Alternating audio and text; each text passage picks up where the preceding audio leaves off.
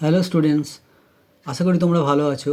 আজকে আমি তোমাদের ক্লাস 10-এর উত্তর লেন্সের বিভিন্ন অবস্থানে বস্তুর প্রতিবিম্ব কেমন হয় সেটা চিত্র অঙ্কন করে দেখাবো, এবং সেই চিত্র অঙ্কন করার রুলসটা কেমন হবে সেটাও আলোচনা করব।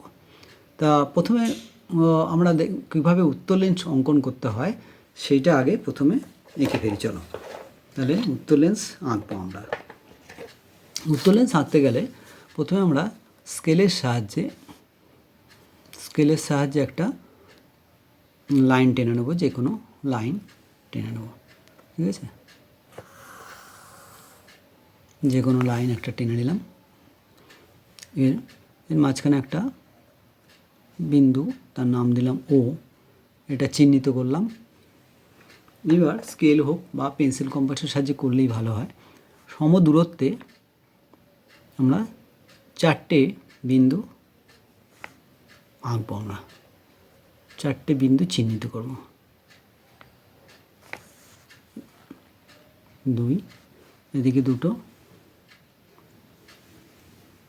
এদিকে 2,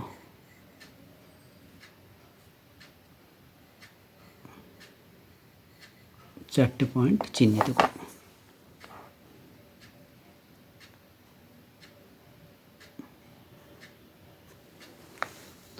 ঠিক আছে, এটা নাম দিলাম F1, প্রথম প্রধান ফোকাস। এটা F2, এটা হচ্ছে লেন্সের বক্রতা কেন্দ্র C1। এটা হচ্ছে আরেকটা বক্রতা কেন্দ্র C2। যেহেতু লেন্স উত্তর লেন্স একটি গলীয় তলের অংশ, দুটি গলীয় তলের অংশ, তাই ওদের দুটো বক্রতা কেন্দ্র এবং দুটো ফোকাস থাকবে।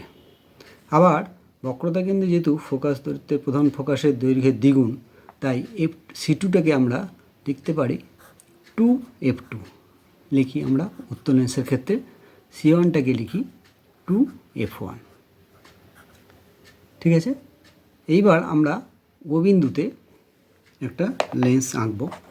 ও বিন্দুতে লেন্স আঁকার জন্যে আমরা এই বক্রতা কেন্দ্রে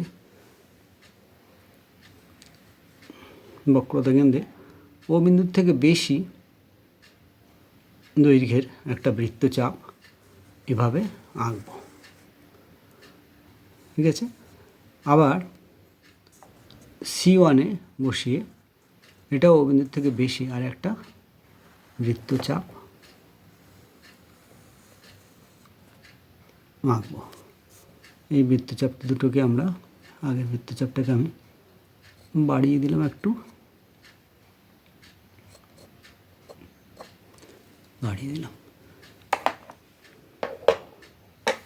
তাহলে এই আমাদের উত্তর লেন্স এইভাবে আমাদের আঁকা হলো উত্তর লেন্স।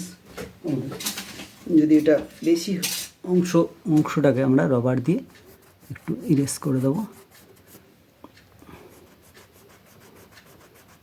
তাহলে এটা হলো উত্তর লেন্স আঁকা হলো। ঠিক আছে, এবারে উত্তর লেন্সের এই ও বিন্দু দিয়ে একটা ইমাজিনারি লাইন আমরা এঁকে নেব। লেন্সের মধ্যে দিয়ে যখন আলোর প্রতিসরণ হবে তখন এই বিন্দু দিয়ে প্রতিসরণ হবে, সেই জন্য এটা আমরা এঁকে ফেললাম।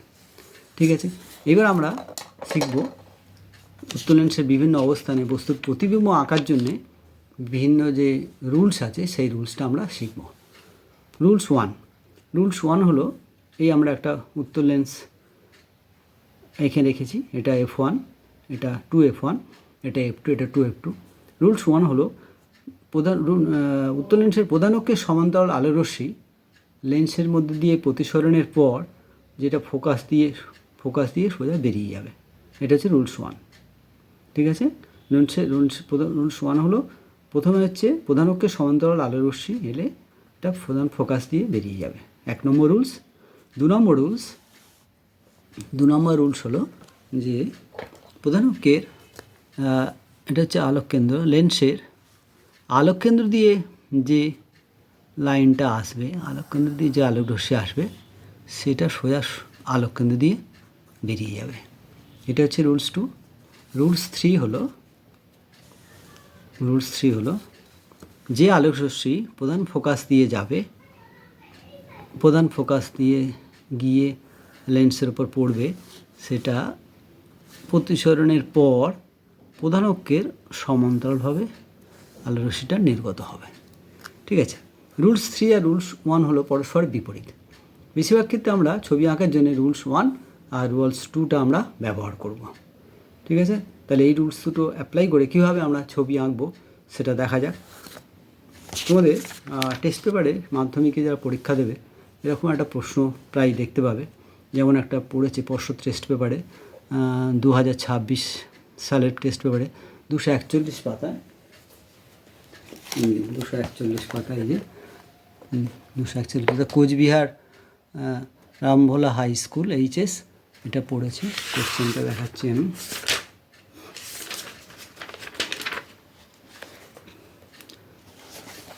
কোশ্চেনটা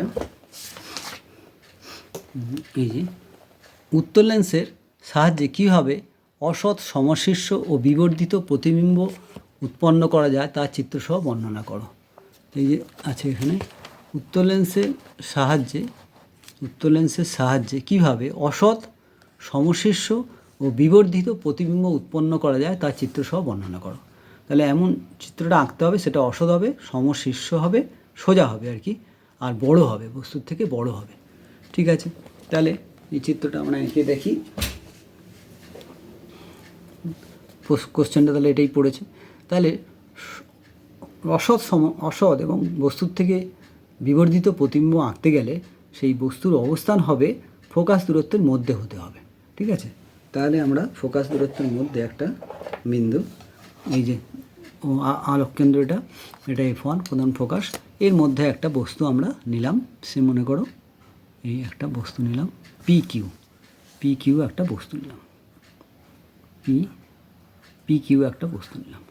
তাহলে PQ বস্তুটা আঁকতে গেলে তাহলে আমরা ওই যে রুলস 1-এ আছে যে একটা প্রধান অক্ষের সমান্তরাল দিয়ে যে রশ্মি একটা আসবে, এটা একটা নিলাম, প্রধান অক্ষের সমান্তরাল দিয়ে এটা নিলাম। সে প্রতিসরণের পর ফোকাস দিয়ে বেরিয়ে যাবে, রুলস 1-এ ছিল, ফোকাস দিয়ে বেরিয়ে গেল।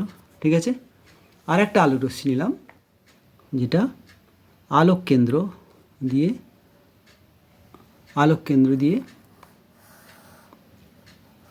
দিয়ে বেরিয়ে যাবে। এটা দুটো রশ্মিকে পেছন দিকে বর্ধিত করতে হবে, সামনের দিকে এটা মিলিত হবে না, পেছন দিকে বর্ধিত করলে একটা বিন্দু থেকে অপসৃত হচ্ছে বলে মনে হবে,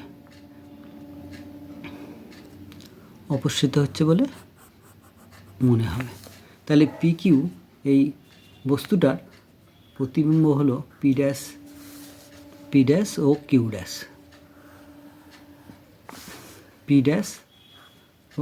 ড্যাশ, এই প্রতিবিম্ব তৈরি হলো। তাহলে এখানে প্রতিবিম্বর বৈশিষ্ট্য হলো প্রতিবিম্ব অসৎ এবং সমশীর্ষ, সোজা এবং বিবর্ধিত এবং বড় আকারে। তাহলে প্রতিবিম্বর বৈশিষ্ট্য হলো প্রতিবিম্ব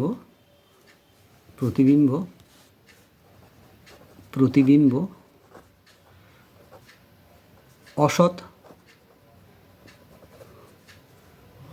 সমশীর্ষ মানে সোজা,